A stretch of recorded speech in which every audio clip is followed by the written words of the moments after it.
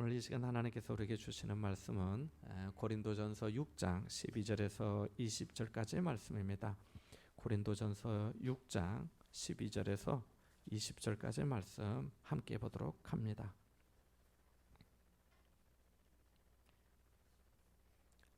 함께 볼까요? 같이 봅니다.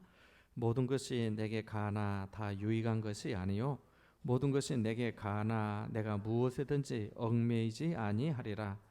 음식은 배를 위하여 있고 배는 음식을 위하여 있으나 하나님은 이것저것을 다 폐하시리라. 오직 주를 위하여 있으며 주는 몸을 위하여 계시느니라. 하나님이 주를 다시 살리셨고 또한 그의 권능으로 우리를 다시 살리시리라. 너희 몸이 그리스도의 지체인 줄을 알지 못하느냐? 내가 그리스도의 지체를 가지고 창녀의 지체를 만들겠느냐? 결코 그럴 수 없느니라. 창녀와 합하는 자는 그와 한 몸인 줄을 알지 못하느냐? 일러스되 둘이 한 육체가 된다 하셨나니 주와 합하는 자는 한 영이니라. 음행을 피하라. 사람이 범하는 죄마다 몸 밖에 있거니와 음행하는 자는 자기 몸의 죄를 범하느니라. 너희 몸은 너희가 하나님께로부터 받은 바 너희 가운데 계신 성령의 전인 줄을 알지 못하느냐? 너희는 너희 자신의 것이 아니라 값으로 산 것이 되었으니 그런즉 너희 몸으로 하나님께 영광을 돌리라. 아멘. 존 버닌이 쓴 철로 역정에 보면 이 주인공 크리스찬 성도라고 하지요. 이 성도가 크리스찬이 십자가 언덕에 이르러 등에 있던 무거운 짐을 벗게 됩니다. 이것은 마태복음 11장 28절에 수고하고 무거운 짐진 자들아 다 내게로 오라 내가 너희를 쉬게 하리라는 말씀을 떠오르게 합니다. 그렇게 짐을 벗게 된 크리스찬은 너무 감격해 눈물을 흘리며 십자가를 바라봅니다.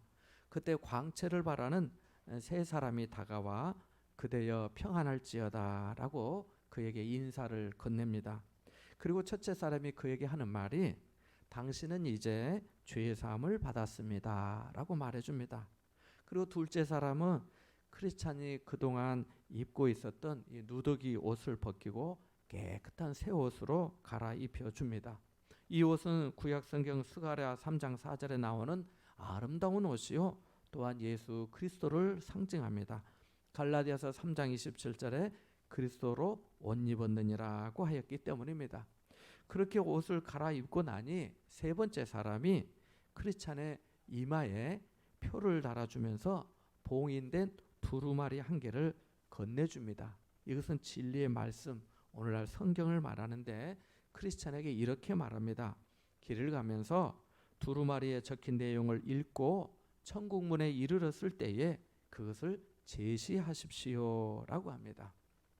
크리스찬은 그동안 자신을 힘들게 짓눌렀던 짐이 죄의 짐이라는 사실을 깨달았습니다. 그렇게 짐을 벗게 된 것만도 좋았는데 더러운 누더기 옷 대신 아름다운 새 옷으로 입혀주시고 이마에 표와 두루마리의 말씀까지 받으니 너무 기쁘고 즐거웠습니다. 그래서 껑충껑충 뛰면서 노래를 불렀습니다. 그리고 다시 좁은 길을 계속 가는데 길 저쪽에서 왼쪽에 담을 넘어 뛰어오는 두 사람이 보였습니다. 그 두 사람이 크리스찬에게 다가오는데 한 사람의 이름은 허레 아시죠? 형식주의자 허레요. 다른 사람의 이름은 위선이었습니다. 그들을 보고 크리스찬이 이렇게 말했습니다. 여보시오 신사 양반들 당신들은 어디서 오는 길이며 또 어디로 가는 길입니까? 라고 물었더니 허레와 위선이 이렇게 대답했습니다. 우리는 헛된 영광이라는 도시에서 태어난 사람들인데 영광스러운 명예를 찾으려고 시온산으로 가는 길입니다. 크리스찬이 다시 말합니다. 그러십니까? 아니 그런데 왜 문으로 오지 않으시고 담을 넘어오십니까? 문으로 들어오지 않고 다른 데로 넘어오는 자는 절도며 강도라고 성경에 쓰여 있는 것을 모르십니까? 예, 우리뿐만 아니라 우리 고장 사람들은 모두 다 입구에 있는 문을 통해서 시온산으로 가는 길은 너무 멀고 힘들다고 생각하여 지름길을 택하려고 우리처럼 담을 넘어오는 것이 예사지요 라고 대답합니다. 그래서 크리스찬이 다시 말합니다. 그러나 그처럼 불법으로 쉬운 길을 택하는 것은 우리가 지금 찾아가고 있는 하늘나라의 주님 뜻을 어기고 제멋대로 행한 죄가 되지 않겠습니까? 이에 허레와 두 사람이 다시 약간의 감정이 상한 표정으로 이렇게 대답합니다. 그런 일에 대해서 당신이 공연히 이러쿵저러쿵 할 필요가 없습니다. 우리가 그렇게 한 것은 다만 오랫동안 내려온 관습 때문이며 만일 필요하다면 1000년 이상 계속되어 온 관습임을 증명해 보일 수도 있습니다. 아니 그렇다면 당신들이 그 행동이 하나님의 법정에서도 관습으로 인정받을 수 있다는 말입니까?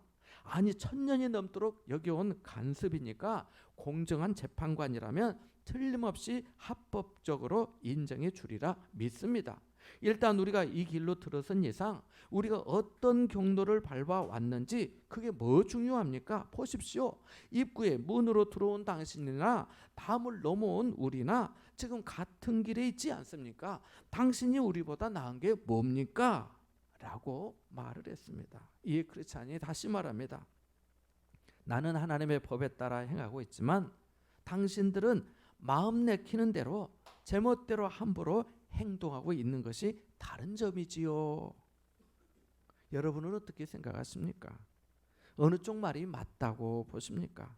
정말 허례와 위선의 말처럼 관습에 따라 담을 넘어왔어도 같은 길에 있기만 하면 되는 겁니까? 제멋대로 해도 아무 문제가 없는 겁니까? 그 고장 사람들도 모두 다 그렇게 하니까 나도 똑같이 그렇게 해도 전혀 문제가 안 되는 겁니까? 세상에서는 어떻게 살든지 매주일 교회만 잘 나오면 되는 겁니까?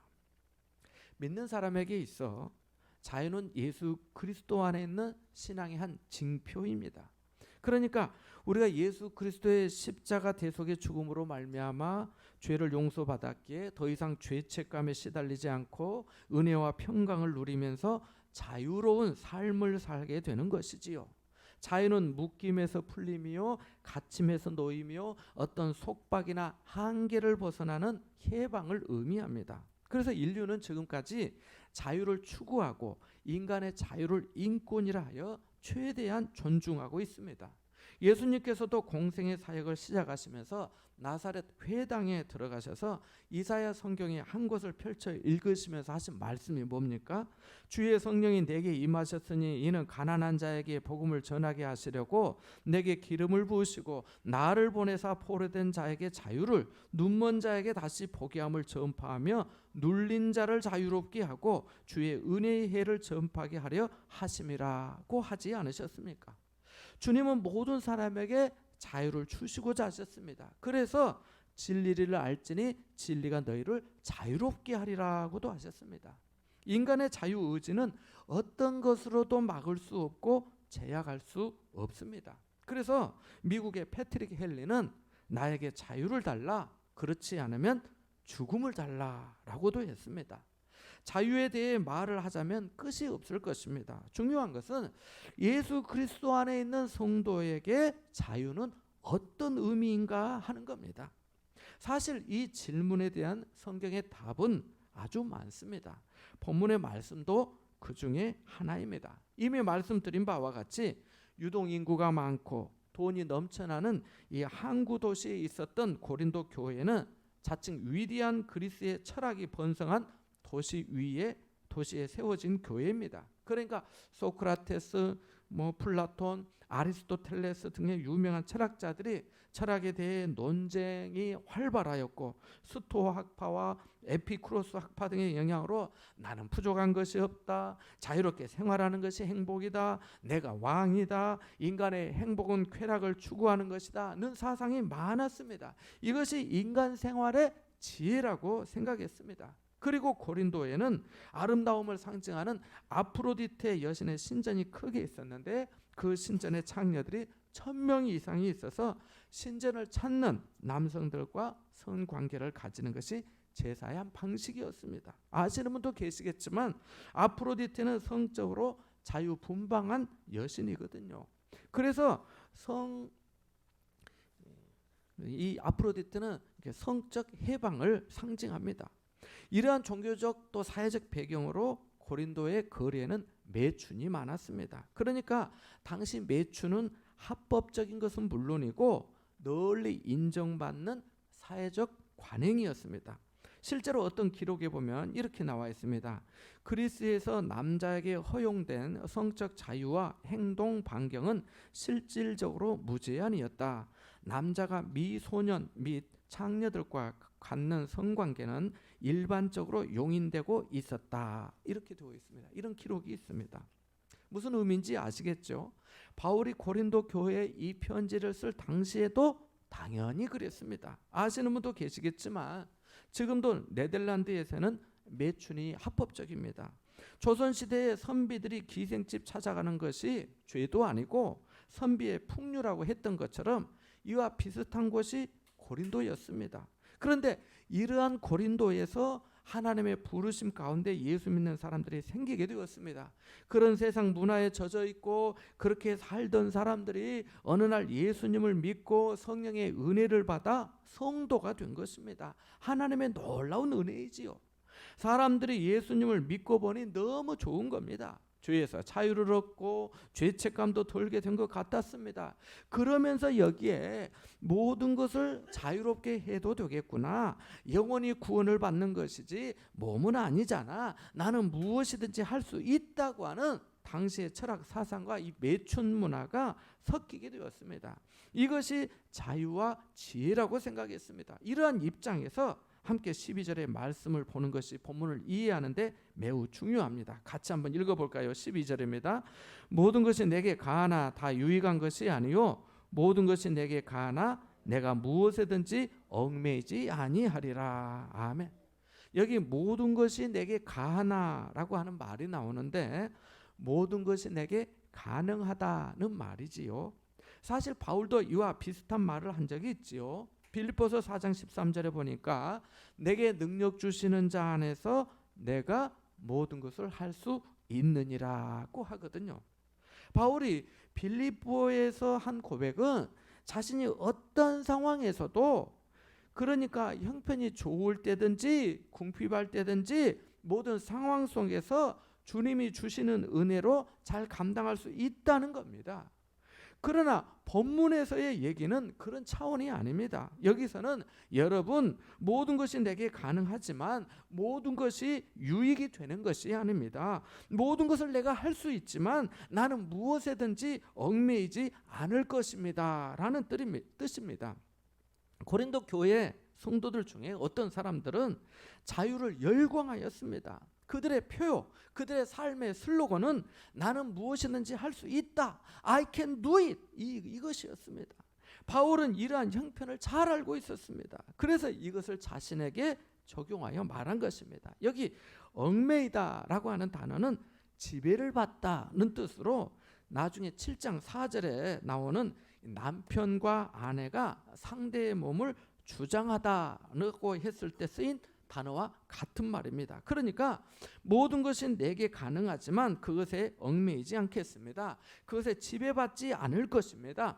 그것들이 나를 주장하지 못하게 할 것입니다는 말입니다. 이 말은 우리가 어떤 무엇에 몰입하고 빠져들면 그것에게 지배를 받게 된다는 것을 염두에 둔 말입니다. 옛 어른들 말씀에 술을 많이 하는 것을 두고 어떻게 말했습니까?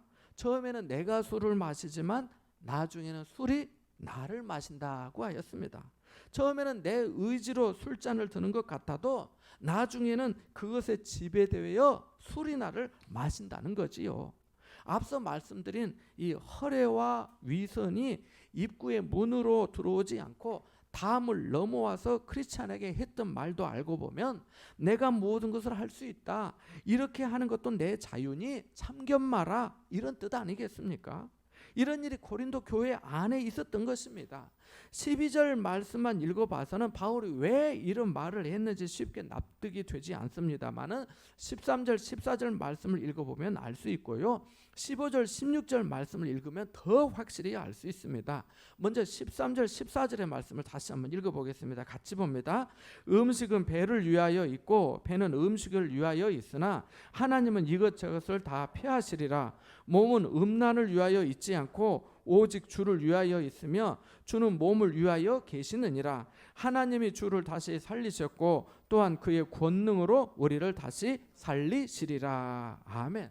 혹시 이런 말을 들어보신 적이 있는지 모르겠습니다. 먹어야 산다, 먹는 재미로 산다는 말입니다. 배고픔을 참고 일할 때는 정말 한 끼 식사가 얼마나 소중하고 맛있는지 모릅니다.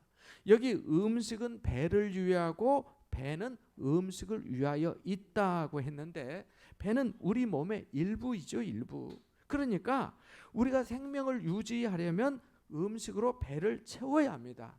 내 배만 부를 수 있다면 어떤 음식도 좋습니다. 이것이 모든 것이 내게 가하나라고 하는 의미입니다. 그러나 하나님은 이 모든 것, 그러니까 음식과 배까지도 언젠가는 다 폐하실 것이라고 합니다. 그러면서 하는 말이 몸은 음란을 위하여 있지 않고 오직 주를 위하여 있으며 주는 몸을 위하여 계신다고 합니다. 그러니까 고린도 교회의 일부 성도들이 음식으로 배를 채우는 것처럼 몸의 성적인 욕구도 매춘으로 채울 수 있다고 했던 것입니다. 앞서 말씀드린 것처럼 세상 사람들이 아무 거리낌 없이 모두 다 그러하고 그것이 어떤 죄도 된다고 생각하지 않았기 때문입니다.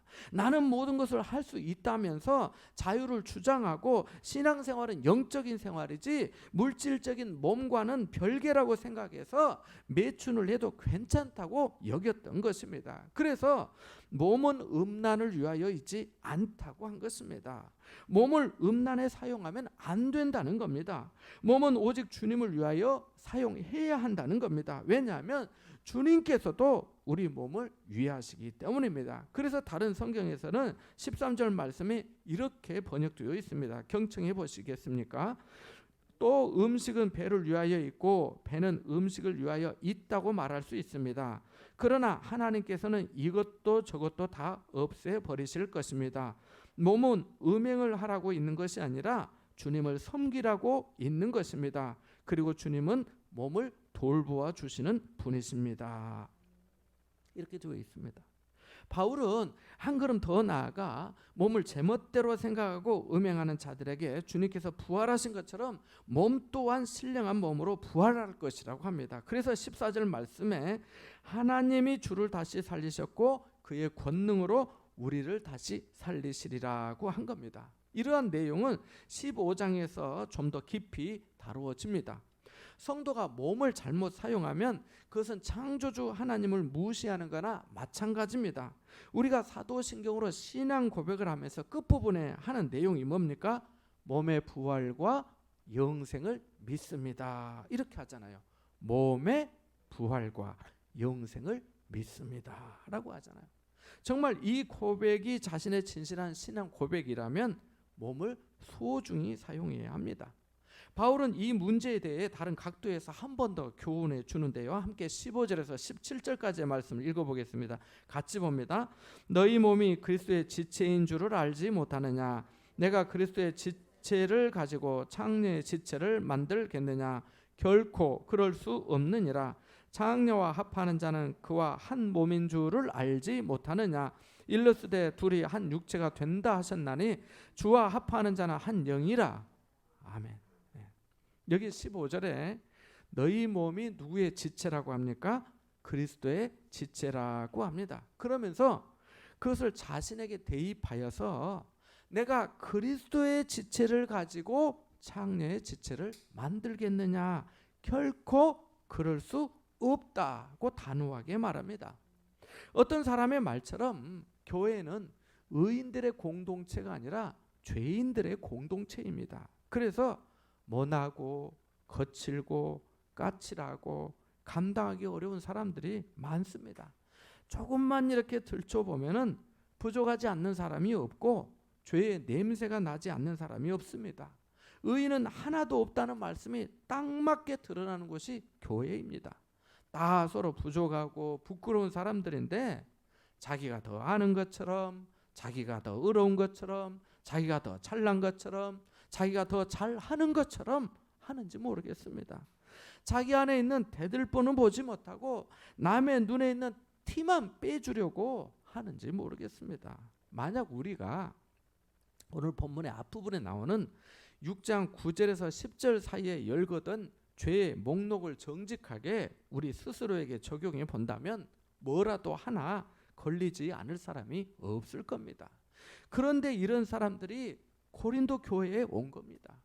그래서 고린 6장 11절 앞부분에 뭐라고 하냐면 너희 중에 이와 같은 자들이 있더니 라고 한 것입니다. 놀라운 것은 그러한 사람들이 주 예수 그리스도의 이름과 우리 하나님의 성령 안에서 씻음과 거룩함과 의롭다 하심을 받은 것입니다. 중요한 것은 전에는 죄 아래 살고 마귀의 권세 아래 붙잡혀 살았지만 이제는 십자가의 복음 안에서 새로운 피조물로 거듭났다는 겁니다. 그래서 우리는 그리스도 안에서 새로운 피조물이 되고 그리스도의 지체가 되었다는 겁니다. 이제는 내 몸이 내 것이 아니라는 겁니다. 이러한 진리를 바울이 이미 고린도 교회를 개척할 때 가르쳐 주었는데 일부의 성도들이 세상의 매춘 문화에 다시 빠진 것입니다. 그래서 장녀와 합하는 자는 그와 한 몸인 줄을 알지 못하느냐. 일러스되 둘이 한 육체가 된다 하셨나니 주와 합하는 자는 한 영이니라고 한 것입니다. 성령 안에서 영으로 주님과 합하여 하나 되고 몸 또한 그리스도의 지체가 되었는데 장녀와 합하느냐는 것입니다. 이렇게 되면 교회가 어떻게 되겠습니까? 그리스도의 몸인 교회가 그 한 사람으로 인해 장녀와 합하는 것이 되고 그러면 교회는 죄악된 세상과 짝하는 것이 되고 오염되고 혼란이 오게 됩니다. 16절에 합하다는 단어와 17절에 합하다는 단어가 같은 단어임을 주의해야 할 것입니다. 이 문제가 이만큼 치명적이고 중요하다는 것입니다. 그래서 이렇게 말합니다. 18절의 말씀 함께 읽어보겠습니다. 같이 봅니다. 음행을 피하라. 사람이 범하는 죄마다 몸 밖에 있거니와 음행하는 자는 자기 몸에 죄를 범하느니라. 아멘. 바울은 이 죄가 다른 죄와 달리 자기 몸에게 죄를 범하는 것이라고 합니다. 물론 다른 죄도 역시 몸에 영향을 미치지요. 예를 들면 과음이나 과식 같은 것이 그렇습니다. 너무 달고 맵고 짜고 탄 음식을 자주 즐겨 먹으면 결국 몸에 탈이 나게 되어 있습니다. 하지만 성적인 죄만큼 사람의 기억이나 인격, 영혼에 막대한 영향을 미치는 것도 없습니다. 그래서 요셉이 안주인의 유혹을 물리치고 그 자리를 피하였던 것처럼 음행을 피하라고 한 것입니다. 바울은 좀 더 적극적으로 다시 권면해 줍니다. 함께 19절의 말씀을 읽어보겠습니다. 같이 봅니다. 너희 몸은 너희가 하나님께로부터 받은 바 너희 가운데 계신 성령의 전인 줄을 알지 못하느냐. 너희는 너희 자신의 것이 아니라. 아멘. 바울은 우리의 몸이 하나님께로부터 왔고 성령의 전이라고 합니다. 우리의 것이 아니라고 합니다.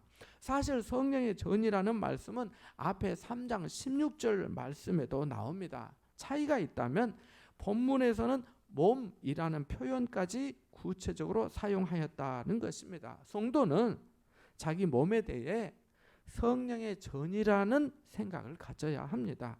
그렇게 해야 순결하고 거룩할 수 있습니다. 그래야 더욱 믿음으로 살 수 있습니다. 바울은 이 진리를 일찍 깨달았습니다. 그래서 이렇게 고백하였지요. 내가 그리스도와 함께 십자가에 못 박혔나니 그런즉 이제는 내가 사는 것이 아니요 오직 내 안에 그리스도께서 사시는 것이라. 이제 내가 육체 가운데 사는 것은 나를 사랑하사 나를 위하여 자기 자신을 버리신 하나님의 아들을 믿는 믿음 안에서 사는 것이라. 갈라디아서 2장 20절의 말씀입니다. 우리에게도 이러한 고백이 날마다 숨쉬는 순간마다 있기를 바랍니다. 계속해서 바울은 더 큰 그림을 우리에게 보여주는데요. 이렇게 말씀합니다. 함께 20절을 읽어보겠습니다. 같이 봅니다. 값으로 산 것이 되었으니 그런즉 너희 몸으로 하나님께 영광을 돌리라. 아멘. 예수님께서 십자가의 피값으로 산 것이 되었으니 너희 몸으로 어떻게 하라고 합니까? 하나님께 영광을 돌리라고 합니다. 그러니까 나는 내 몸으로 무엇이든지 할 수 있다고 하면서 유익되지 않고 얽매이고 지배받아 교회를 더럽히고 자기 몸에 죄를 짓는 매춘을 하지 말고 오히려 그 몸으로 하나님께 영광을 돌리라는 것입니다. 여러분, 세상에서 글 좀 읽고 어디에 글도 쓰고 맑게나 하는 사람들이 주장하는 것 중에 하나가 무엇입니까? 권리, 인권, 선택의 자유, 자기 결정권, 자율, 이런 말 아닙니까? 좋습니다. 저도 하나님께서 각 사람에게 허락하신 자유의 의지를 존중합니다. 그러나 하나님께 성도로 부름을 받은 우리는 더 이상 다른 사람들처럼 자기 몸을 함부로 사용해서는 안 됩니다. 우리 몸은 장차 부활할 몸이기 때문입니다. 예수 그리스도의 지체가 되었고 성령의 전이기 때문입니다. 세상의 문화는 우리를 자극하고 끊임없이 유혹합니다. 네가 하고 싶은 대로 해라고 속삭입니다. 네 몸이 원하는 것을 즐기라. 네 몸에 대해 네가 만족하는 것이 우선이다. 하나님보다 너를 우선적으로 만족시켜라. 하나님은 나중이야. 단 한 번뿐인 인생 그냥 보낼 거야. 네가 주인이야. 네 마음대로 해 라고 부추깁니다. 음식으로 배를 채우는 것처럼 매춘을 통해서라도 성욕을 채우라. 이것은 신앙과 상관없는 개인적인 선택의 문제라고 합니다. 정말 그런 것입니까? 여러분도 그렇게 생각하십니까? 결코 그렇지 않습니다. 우리는 그리스도의 지체이기 때문입니다. 한 지체가 고통을 받으면 모든 지체가 함께 고통을 받고, 한 지체가 영광을 얻으면 모든 지체가 함께 영광을 얻기 때문입니다. 사랑하는 여러분, 우리도 바울처럼 이제 내가 육체 가운데 사는 것은 나를 사랑하사 나를 위하여 자기 자신을 버리신 하나님의 아들을 믿는 믿음 안에서 사는 것이라고 하면서 우리 몸으로 하나님께 영광 돌리며 살아야겠습니다. 겸손한 몸짓으로 영광 돌리고, 친절하고 예의 바른 말로 영광 돌리고, 섬기고 봉사하는 몸짓으로 영광 돌리고, 전도함으로 영광 돌리고, 기도하는 무릎으로 영광 돌리고, 병들고 가난한 사람들을 돕는 걸음으로 영광 돌리고, 감사하는 노래로 영광 돌리고, 위로하고 격려하는 손길로 영광 돌려야겠습니다. 그리할 때 교회는 더욱 새로워지고 은혜가 넘치게 될 줄 믿습니다. 이와 같은 은혜가 여러분과 함께 하시기를 축원합니다. 잠시 말씀을 묵상하겠습니다.